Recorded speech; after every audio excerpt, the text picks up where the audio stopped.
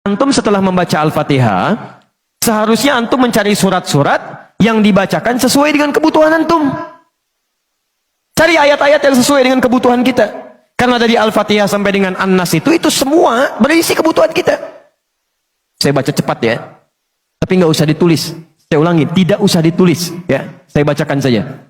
Misal, sebelum lahir, tadi kan ikhtiarnya Quran surah kedua Quran surah ketiga ayat 38 sampai 39. Keadaannya Quran surah 19 ayat kedua sampai dengan ayat ke-11-nya. Begitu dia mulai mengandung, bagaimana kandungannya supaya baik, Quran surah ke-7 ayat ke-189.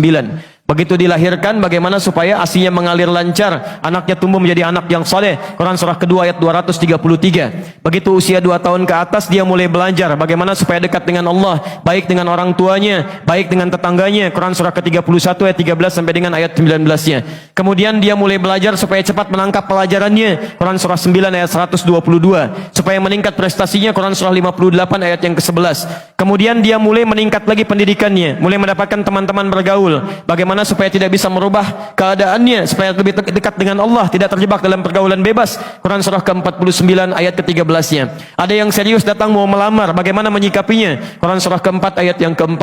Terjadi pernikahan, Quran surah 30 ayat ke-21. Setelah menikah, bagaimana membagi tugasnya supaya tidak gelisah dalam pembagian tugas, tidak saling menyingkirkan satu dengan yang lainnya, Quran surah ke-4 ayat 34. Setelah dia menikah, suami mulai mencari nafkah. Bagaimana cara bekerjanya? Yang standar ada di Quran surah kedua ayat 168. Kalau mendapatkan ingin yang lebih mudah lagi, Quran surah kedua ayat 172. Kalau belum berangkat, rizkinya sudah menunggu dia, Quran surah 7 ayat ke-96-nya. Kemudian dalam bekerja ini tidak mudah. Istri harus merawat anaknya, merawat rumah tangga. Kadang-kadang anaknya sulit diatur, mengatakan pada perintah ibunya, mengatasinya Quran surah ke-17 ayat ke-23. Itu dua-duanya sama-sama capek. Jangan dikira yang pergi ke kantor saja. Ibu pun merawat anak juga kadang-kadang ada rasa lelah. Bagaimana mengatasinya? Kalau lelah-lelah sedikit, itu ada di Quran surah ke-26 ayat ke-80. Kalau sudah mulai menjadi penyakit, bahkan kata dokter nggak ada obatnya, bagi Allah nggak ada yang mustahil. Quran surah ke-21 ayat 83 sampai dengan 84. Kadang-kadang Anda yang bekerja, ada orang yang tidak suka dengan Anda. Ada yang usil, ingin menyingkirkan Anda, menyungkurkan Anda. Ada perlindungan dari Allah di Quran surah ke-17 ayat 79 sampai dengan 81. Kalau ada yang membuat diri Anda tersesat sampai mengatakan, ya Allah kenapa dia begini, ya Allah apa nggak ada solusinya, selalu ada. Amalkan di Quran surah ke-21 ayat 87 sampai dengan ayat ke-88-nya. Sampai Anda beraktivitas lagi, mendapatkan kesenangan hidup, harta mulai melimpah, Masya Allah, rumah semakin luas, syukuri itu semua dengan mengamalkan tuntunan di Quran surah ke-14 ayat yang ke-7-nya. Tapi ketika datang ujian, tingkat ujian bisa macam-macam. Ada yang ringan, yang menengah, kemudian yang kuat. Pelajari itu supaya siap menghadapinya. Di Quran surah kedua ayat 214. Solusinya di Quran surah ketiga ayat 142. Cara sabarnya di Quran surah kedua ayat 155 sampai 157. Sampai Anda terus berkembang, usia 40 tahun, orang tua masih ada, ingin berbakti pada orang tua, ada di Quran surah ke-46 ayat yang ke-15-nya. Sampai kemudian Anda semakin sepuh, mengatakan, ya Allah, apakah saya akan hidup untuk selamanya? Tidak.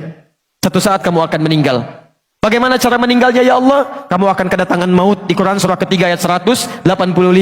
Maut itu datang lewat malaikat yang diutus, Quran surah 32 ayat yang ke-11. Bagaimana cara diambilnya, ya Allah? Kalau kamu ingin tenang diambilnya, kerjakan amal soleh, maka kamu akan dipanggil dengan kalimat yang menenangkan. Ya ayyatuhan nafsul mutmainnah, Quran surah 89 ayat 27 sampai dengan ayat 30. Tapi kalau kamu banyak amal salah, tidak ada amal soleh, maka panggilannya akan sedikit menegangkan. Quran surah ke-8 ayat ke-50 sambil dipukulin malaikat. Ya Allah, saya telah mengalami malam pertama di alam dunia. Bagaimana malam pertama di alam kubur? Apakah menyenangkan atau ada persoalan? Kalau ingin senang, Quran surah ke-3 ayat 169 sampai 172. Kalau kamu ingin sedikit menegangkan sambil ditampakkan neraka jahanam dari mulai pagi sampai dengan sore, boleh, ada di Quran surah ke-40 ayat 46 sampai dengan 47-nya. Ya Allah, bagaimana suasana hisab? Apakah menyenangkan atau tidak? Kalau kamu ingin masuk surga tanpa hisab, langsung masuk, mendapatkan berita gembira surga, ada amalannya di Quran surah kedua ayat 25. Tapi kalau kamu misalnya banyak amal salahnya, mengabaikan perintah Allah, bahkan kamu bisa masuk neraka tanpa hisab. Ada di Quran surah ke-18 ayat 100 sampai dengan 101-nya. Ya Allah, bagaimana suasana surga nanti ya Allah? Ayo kerjakan amal soleh. Ada surga bersama Rasulullah tingkat yang paling tinggi. Amalan ini Quran surah ketiga ayat 31, Quran surah 59 ayat yang ke-7, Quran surah 33 ayat 21. Ada surga yang di taman surga yang memberikan langsung Allah, bisa melihat Allah tanpa hijab. Quran surah 75 ayat 22 sampai dengan ayat 23. Ada amalannya di Quran surah ke-51 ayat 15 sampai dengan ayat 23. Ada ada surga seluas langit dan bumi. Kemanapun kamu beraktivitas tidak akan pernah menemukan ujungnya. Quran surah ketiga ayat 133 sampai dengan 134. Ada semua. Ada semua. Ya, Anda punya masalah apapun, ayatnya ada di Quran. Jadi begitu mengatakan waladdallin, cari ayat yang sesuai dengan kebutuhan Anda. Mintakan, boleh dilafadzkan. Masalahnya Ustaz, saya nggak hafal ayatnya. Jadi yang dibaca dari subuh sampai isya, An-Nas lagi, minal jinnati, dan dikabulkan oleh Allah. Mimpinya ketemu jin terus gitu kan.